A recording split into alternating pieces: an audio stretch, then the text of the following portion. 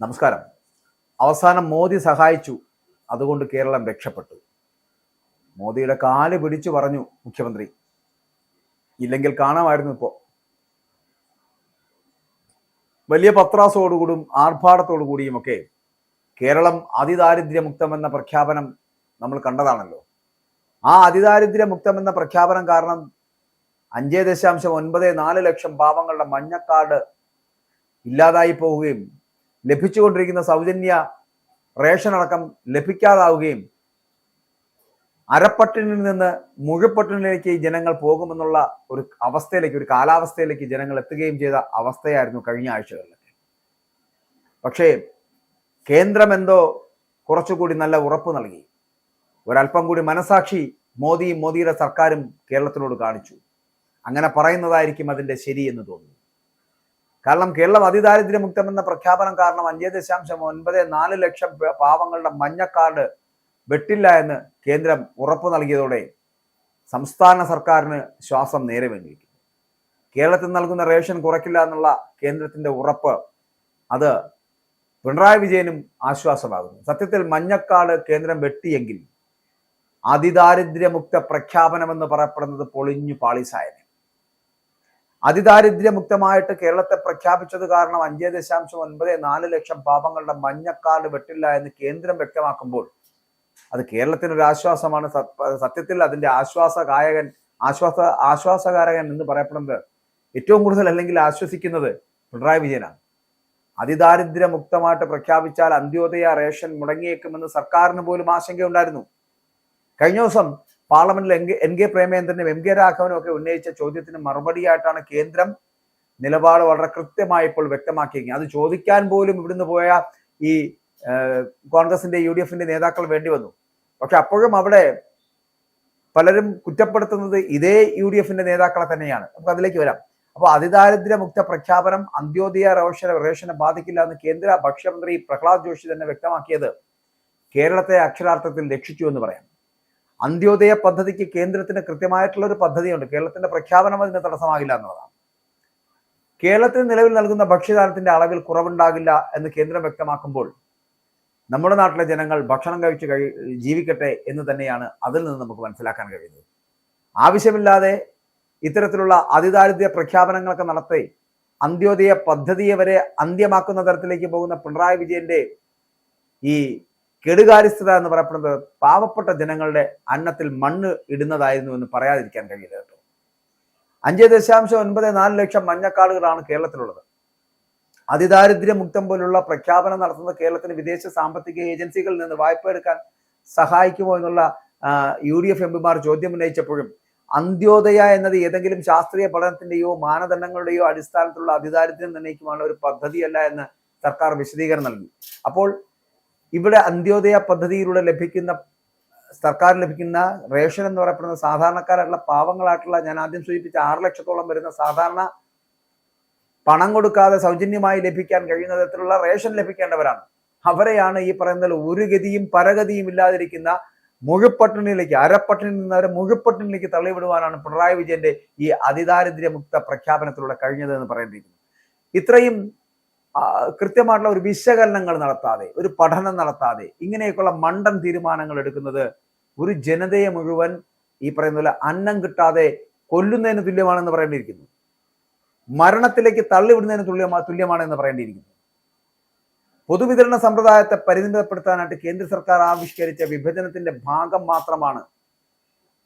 ദേശീയ തലത്തിൽ കുറഞ്ഞ നിരക്കിലുള്ള ഭക്ഷ്യധാന്യ വിതരണം ചുരുക്കാനായിട്ട് മാത്രം ഉണ്ടാക്കിയ പട്ടികയാണ് പലപ്പോഴും നമ്മുടെ മുമ്പിൽ ഈ അന്ത്യോദയ എന്നത് ഏതെങ്കിലും ശാസ്ത്രീയ പഠനത്തിന്റെയോ അല്ലെങ്കിൽ മാനദണ്ഡങ്ങളുടെയോ അടിസ്ഥാനത്തിലുള്ള അതിദാരിദ്ര്യം നിർണ്ണയിക്കുവാനുള്ള ഒരു പദ്ധതിയല്ല എന്ന് സർക്കാർ വിശദീകരിക്കാൻ കാരണം, നിശ്ചിത എണ്ണം ആൾക്കാർക്ക് റേഷൻ ആനുകൂല്യങ്ങൾ പരിമിതപ്പെടുത്തുന്നതിനായിട്ട് ദാരിദ്ര്യരേഖ പട്ടികയിൽ ഏറ്റവും പുറകിൽ നിന്ന് മുന്നോട്ട് എന്ന രീതിയിലാണ് ഈ അന്ത്യോദയ അന്ന യോജന പദ്ധതി രൂപപ്പെടുത്തിയിട്ടുള്ളത് പോലും.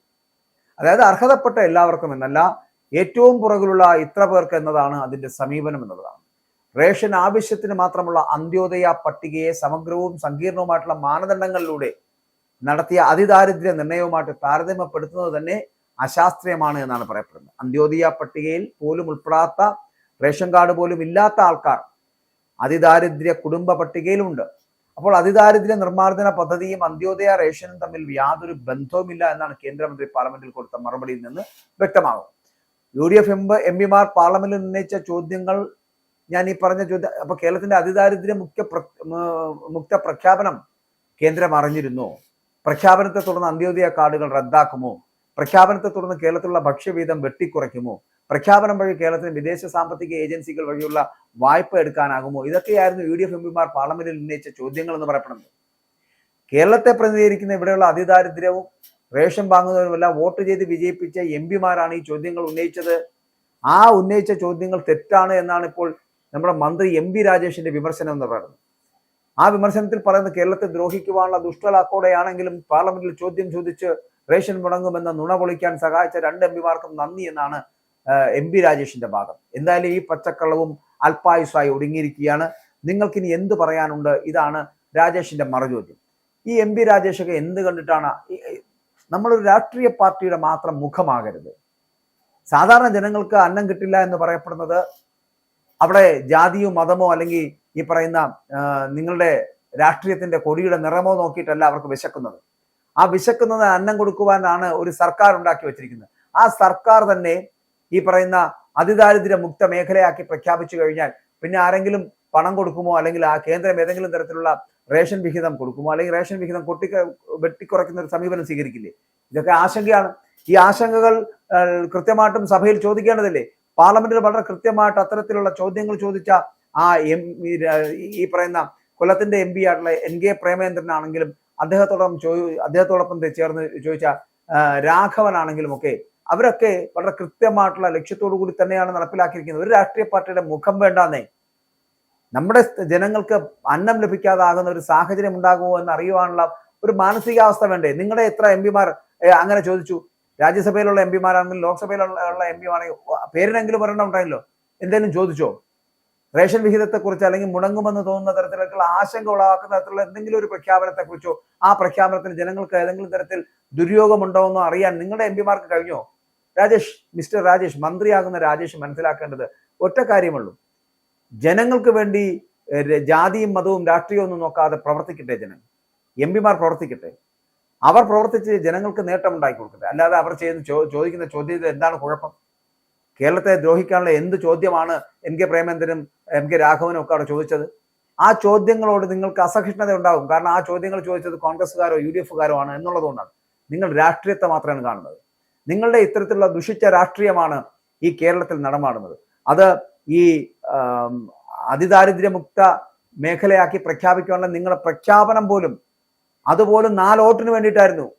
ഇവിടെ രാഹുൽ മാങ്കൂട്ടത്തിനെ അറസ്റ്റ് ചെയ്യാതെ ഇത്രയും ദിവസം നിങ്ങളെ പോലീസിനെ കൊണ്ട് കാത്തത് പോലും അതും ഈ പറയുന്ന പോലെ 4 വോട്ടിന് വേണ്ടിയിട്ടായിരുന്നു. ഇങ്ങനെ 4 വോട്ടിന് വേണ്ടിയിട്ട് വീണ്ടും അധികാരത്തിലേക്ക് എത്തുന്നതിന് വേണ്ടിയിട്ട് ആൾക്കാരുടെ കാല് നക്കി ഈ പറയുന്ന സാധാരണക്കാരെ ജനങ്ങളെ പറ്റിച്ച് കൊള്ളക്കാരന്മാരെ സംരക്ഷിക്കുന്ന കള്ളന്മാരെ സംരക്ഷിക്കുന്ന ഒരു പ്രസ്ഥാനവും ഒരു പാർട്ടിയും ആ പാർട്ടിക്ക് നേതൃത്വം കൊടുക്കുന്ന ഒരു സർക്കാരുമായി പിണറായി വിജയന്റെ ഈ സർക്കാർ അധപ്പതിച്ചു കഴിഞ്ഞിരിക്കുന്നു. അത് ജനങ്ങൾ മനസ്സിലാക്കാൻ തുടങ്ങുമ്പോൾ ഈ MB രാജേഷിനെ പോലുള്ള പരിണിത പ്രജ്ഞനെന്നും വിവരമുണ്ടെന്നും പറയപ്പെടുന്ന ഈ മന്ത്രിമാർ പോലും ചോദിക്കുന്ന ചോദ്യങ്ങൾ വിഡ്ഢിച്ചോദ്യമാണ് എന്ന് പറയാതിരിക്കാൻ കഴിയില്ല. ഇസ്രായേലിന്റെ 5 സൈനിക താവളങ്ങളിൽ കനത്ത നാശനഷ്ടം. മോദി വെളിപ്പെടുത്തുന്ന ഇന്ത്യയുടെ വികസനത്തിന്റെ മയക്കുമരുന്ന് വിൽപ്പനയ്ക്കെതിരെ ശക്തമായ നടപടിയെടുത്ത് ഷാർജ പോലീസ്. അമേരിക്കയിലെ സാധാരണ മനുഷ്യരോട് കൂടിയാണ് കോൺഗ്രസിനുള്ളിൽ പങ്കുവയ്ക്കാൻ ഓപ്പറേഷൻ സിന്ദൂറിൽ ഉപയോഗിച്ച